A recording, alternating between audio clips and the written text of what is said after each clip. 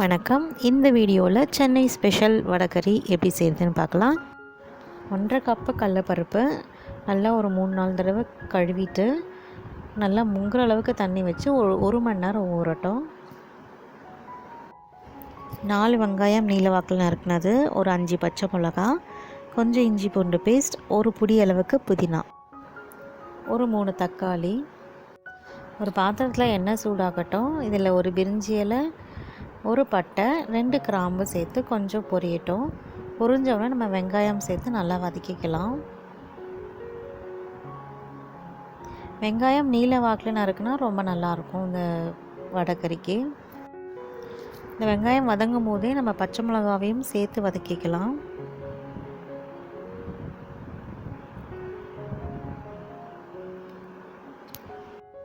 வெங்காயம்லாம் ஓரளவு வதங்கியிருக்கு. நம்ம இதில் இஞ்சி பூண்டு பேஸ்ட் சேர்த்துக்கலாம்.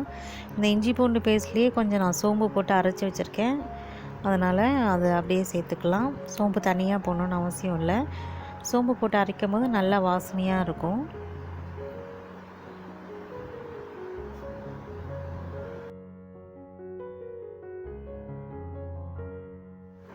வெங்காயம் ஓரளவு வதங்கியிருக்கு. இப்போ நம்ம தக்காளியும் சேர்த்து வதக்கிக்க போகிறோம்.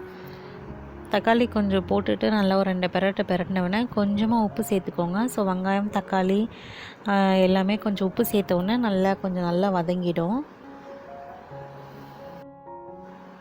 இப்போ நம்ம புதினா இலைகளை சேர்த்துடலாம்.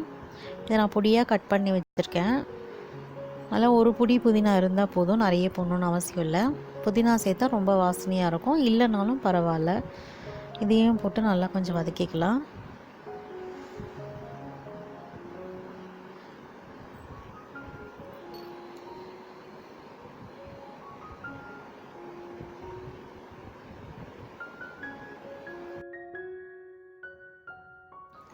ஒரு 1/2 ஸ்பூன் மஞ்சள் தூள், 2லேருந்து 3 ஸ்பூன் அளவுக்கு மிளகாய்த்தூள், குழம்பு மிளகாய்த்தூள் சேர்க்குறேன். நீங்கள் இந்த மிளகாய்த்தூள் தனியாக தூள் உங்களுக்கு என்ன ரேஷியோ வேணுமோ அந்த ரேஷியோவில் சேர்த்துக்கோங்க. ஏற்கனவே பச்சை மிளகா போட்டிருக்கோம், அதனால் கொஞ்சம் காரம் பார்த்து சேர்த்துக்கோங்க.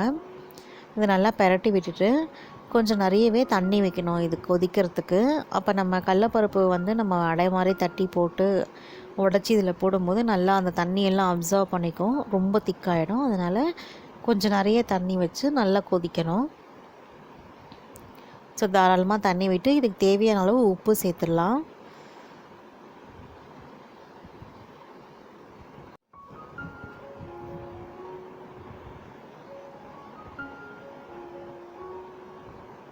இப்போ தேவையான அளவு உப்பு சேர்த்துட்டு நல்லா கொதிக்கட்டும். மிளகாய்த்தூள் வாசனை போடுற அளவுக்கு நல்லா கொதிக்கணும்.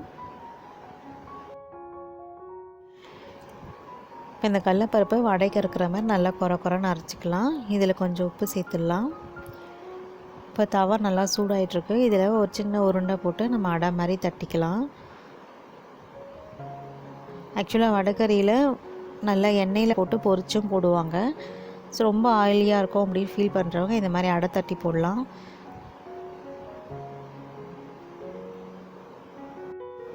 இப்போ அடையை திருப்பி போட்டு 2 பக்கம் நல்லா வேக வச்சு எடுத்துக்கலாம்.